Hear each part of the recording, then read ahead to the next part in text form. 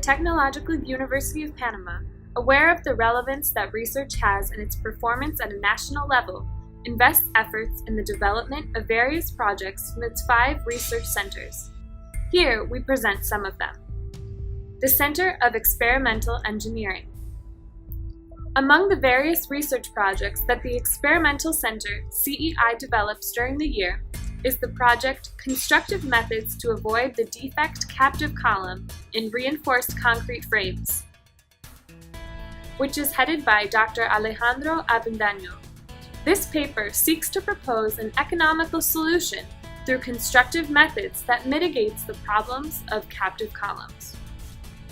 The effect of captive column is an effect that has caused a great deal of earthquake damage in different parts of the world, like Turkey, for example. It is a damage localized to the walls. When you have walls built halfway up the column develops shear forces much stronger than anticipated, and a catastrophic failure of the structure occurs. Among the objectives of this project are to improve understanding of the poor performance of concrete buildings that use captive columns, to develop viable construction methods to prevent failures of captive columns.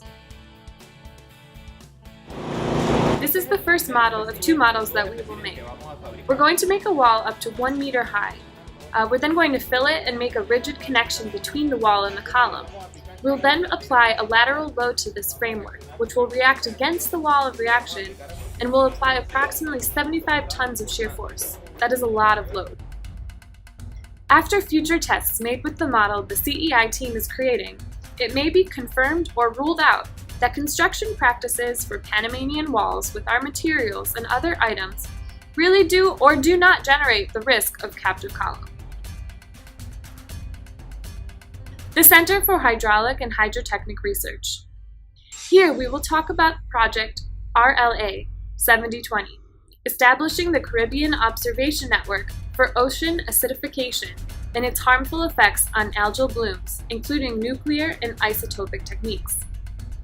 Its main attendant, Dr. Katia Brose, tells us that the project began in 2014, when countries of the Caribbean, Central America, Cuba, Jamaica, the Dominican Republic, and El Salvador participated.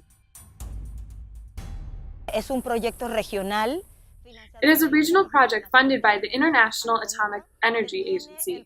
The problem of ocean acidification is no more than a decrease in pH, caused mainly by the increase in atmospheric CO2.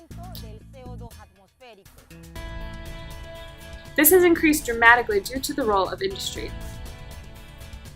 In this regard, Panama has specific objectives to characterize, identify, and quantify what the microalgae species belonging to the genus Gambierdiscus species of toxic microalgae that is capable of producing ciguatoxin and mitotoxins, both substances responsible for ciguatera, which is a serious non-bacterial food poisoning caused by fish.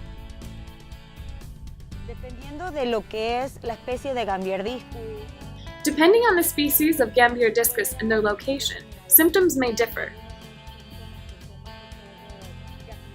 In some cases, the symptoms are more gastrointestinal, but in other places, it could cause numbness and neurological problems. Based on this study, a master's thesis has already been completed. Soy estudiante de maestría. I am a master's student in environmental engineering, and I applied for the opportunity to work on this project in order to develop my thesis.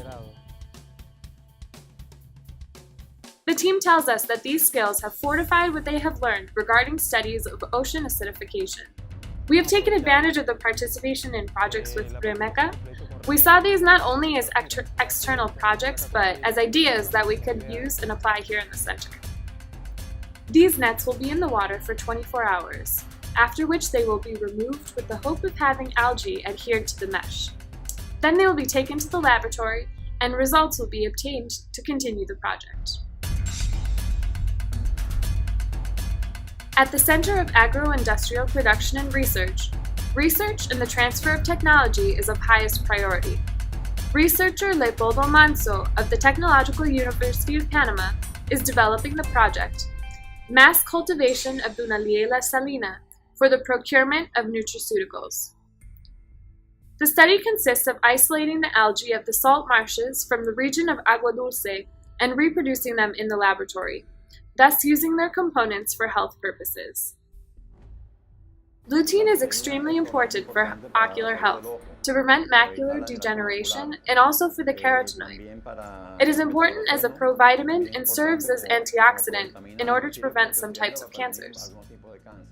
Other project objectives include creating material conditions and a critical group of researchers to study the mass cultivation of other microalgae of industrial interest. To develop a project for a system of cultivation for Dunaliela salina to be presented to salt companies in Panama. For research assistant Cindy Mayorga, to realize this project for her thesis has been a great opportunity to put into practice what she learned in algae cultivation. Here, after the biomass has reached its maximum growth, it is centrifuged and we extract a biomass powder, which is what you see here. The use we would like to see it applied for is as a natural supplement. We have done some tests to have them in the form of pills or tablets. According to UN studies, algae are a plant food, rich in iron and free of saturated fat. They contain multiple vitamins and minerals beneficial to the health of the human body. My interest is in implementing this as a permanent line of research. In 2012, from the Research Center of Development and Innovation in Information Technology and Communications, the SETI project was created. They are working on a software built on the basis of pedagogy and technology that allows the re-education of learning disabilities presented by children with dyslexia. This union is a psychopedagogy technology. What we did was study how the specialists did their work with children. A specialist of learning difficulties stitched together a book called The Organito of Professor Condi Marin.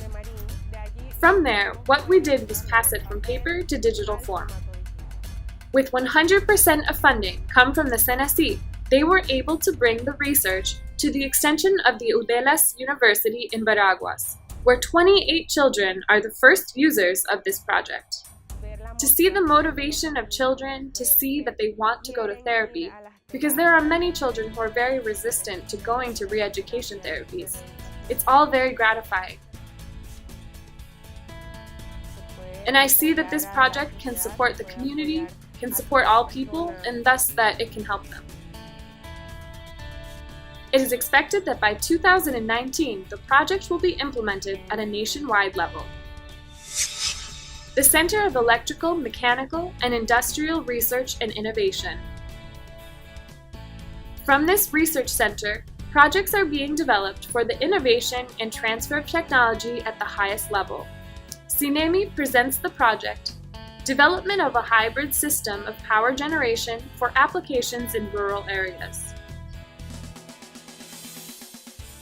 This was the first school of the community of Bocalura in the village of Toabre, district Penanome, Cocle province.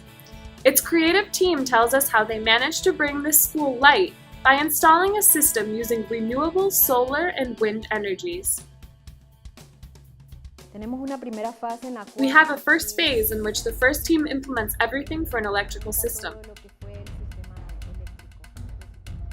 This system in Boca de Lura implements equal amounts of wind and photovoltaic energy in a single block, so as to make it a little more efficient, a little more cost-effective, and a little more reliable when in use.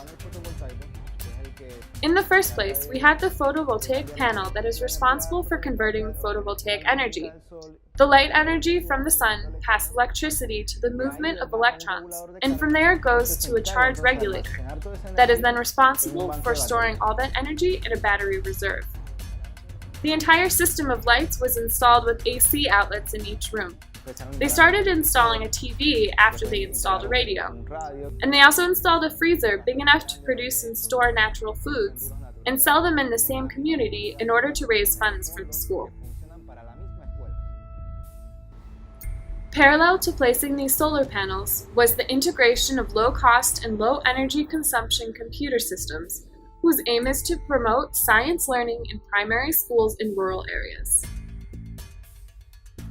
What we have done is we have been looking for opportunities, even international opportunities, to see how we can find the budget to continue with this project. And not only in this community, but already we have a system that was implemented in another school in the area of Caimital, and we are interested in being present there as well. This project was registered in the 2016 Latin American Green Awards held in Guayaquil, Ecuador.